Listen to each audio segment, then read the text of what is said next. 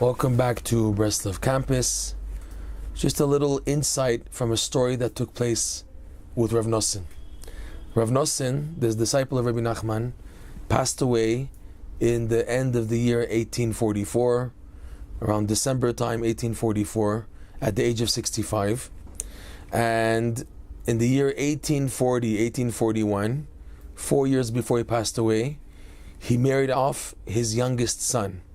Reb Noson married twice. His first one passed away young, relatively young, leaving him little kids at home. And Reb Noson remarried, and with his second wife, he had 2 more children with her. And the youngest son was already at marriageable age when Reb Noson was already at the age of 61. And Reb Noson got a good shidduch, a good marriage partner for his son from a city called Lipovets. And the custom was that they would do the wedding and the city where the kala is from, where the bride is from. And the custom was back then in the Ukraine, and again we're talking about the year 1840, 1841, that when the family of the groom, of the chatan, would arrive by wagon and horse, so the family of the bride would go out of the village to greet and welcome the family of the groom coming. So the family in this village, they went out to greet Reb Noson and the new chatan coming in the family. And in that city of Lipovets, there were also people who were opposed to Breslov, opposed to Reb Noson, and they heard that Reb Noson is on his way coming to the city in preparation for the upcoming wedding. So they went out also secretly, hiding with bats, sticks, and stones, in order to give, quote unquote, a warm reception for Reb Noson. So when Reb Noson and his family members and the chatan came by wagon, entering the city, and the family of the bride was waiting there, suddenly, unexpectedly, Reb Noson and all the family members were set upon by these people who started throwing stones and sticks and trying to attack them. Reb Noson immediately fled into the forest. He ran into the forest. In the Ukraine, there's tons of forests and trees. And the other family members scattered. And meanwhile, the family of the bride contacted the police immediately, and the whole tumult was stopped. Some people were arrested, etc. So when things got back to be calmed, they took account for all the people, and they saw Reb Noson was missing.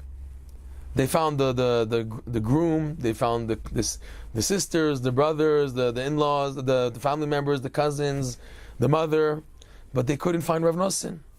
So the chatan, Nachman, he said he's probably in the forest somewhere. He's not just hiding, but he's probably doing what's called hitbodedut. So Nachman, the chatan to be, went looking for his father in the forest, and he saw Reb Noson talking to Hashem, crying to Hashem, and he overheard his father saying like this: Hashem, does even a water carrier, a simple water carrier, does he get a reception like I do? Who in the world gets a reception like this? I'm so pursued and tortured, and people are opposed to us only because I'm trying to spread Rabbi Nachman's teachings in the world, and that's it. Does anybody in the world get such a reception like I do? Not even a water carrier who's a simple guy, does he get this type of reception and welcome, that they attack and throw stones and sticks? Who gets this?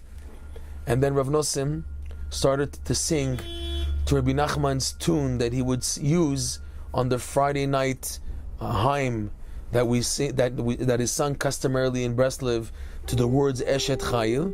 Reb Noson, he was singing that nigun, that tune, to words taken from Likutei Moran, lesson 66, where he says there that only in the future will our greatness and splendor of the Tzaddikim and the upright individuals and their disciples be revealed to the world.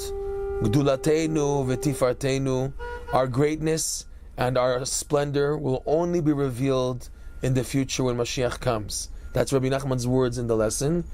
And Nachman heard his father singing over the words to the nigun that he heard from Rabbi Nachman on Eshet Chayil. And with that, Reb Noson consoled himself that now, while we're in exile, it's very rare that the majority of the people in the world should be open to see the truth and the reality of the beauty of Rabbi Nachman and his teachings. The majority of people are still not open to it. Very few people, relatively to all the people out there in the world, value and see the beauty in Rabbi Nachman's teachings. But Reb Noson was saying, only in the future will our beauty and splendor be revealed to the world. And when Reb Noson finished singing this to himself, his son Nachman caught his attention. He brought back his father, and they continued the wedding celebrations, Baruch Hashem, without interruption.